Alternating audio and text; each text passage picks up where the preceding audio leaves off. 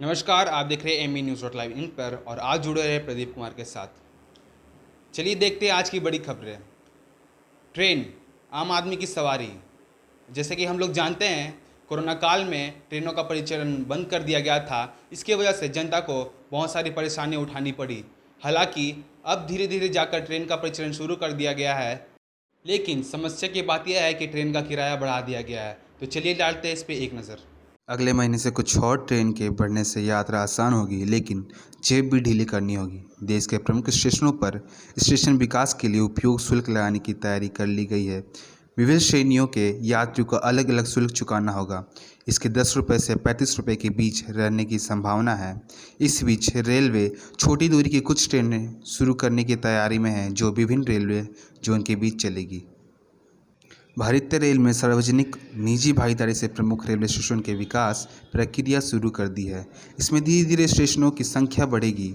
बीते दिनों rail board के अध्यक्ष और सीईओ विनोद कुमार यादव ने कहा था कि देश में 7,000 रेलवे स्टेशन और 10 से 15% स्टेशन पर उपयोग शुल्क लगाया जाएगा।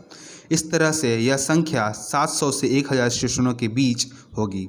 हालांकि इन सभी का विकास अभी शुरू नहीं होगा, लेकिन उपयोग शुल्क लगने लगेगा।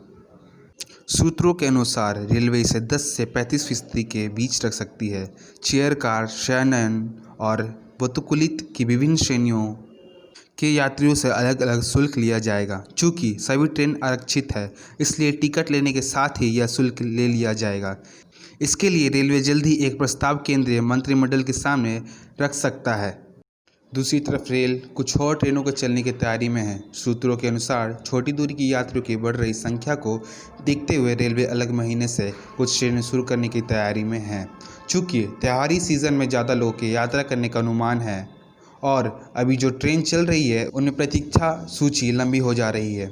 सीमित संख्या में शुरू की गई क्लोन ट्रेन भी आने वाले दिनों में यात्रियों के दबाव को पूरा नहीं कर पाएगी। दरअसल कोरोना काल में रेलवे ने सीमित रेल सेवाएं शुरू की है। नियमित रेल सेवा में अभी काफ़ी समय लगेगा और इसके इस साल शुरू होने की संभावना कम है। यात्रियों की संख्या और ज़रूरतों के अनुसार रेलवे विशेष ट्रेन चला रहा है, जो सभी आरक्षित होती है। हालांकि अधिकांश वही ट्रेनें हैं जो पहले नियमित रेल यात्री सेवा का हिस्सा थी। आम आदमी की सवारी का किराया बढ़ाया जाए तो इसका सीधा असर आम जनता पे पड़ती है। जैसा कि हम लोग जानते हैं, इस कोरोना काल में पहले ही लाखों लोगों के रोजगार छीन चुका है और अब इसमें भी रेलवे का किराया बढ़ा के रेलवे अपना किराया वसूल करेगा। ऐसे में तो बस गरीबों का मालिक एक है और वो है भगवान। तो ऐसे ही देखते रहिए तमाम खबरें हमारे साथ MB news dot live in पे। मैं प्रदीप कुमार, कैमरामैन श्रवण के साथ।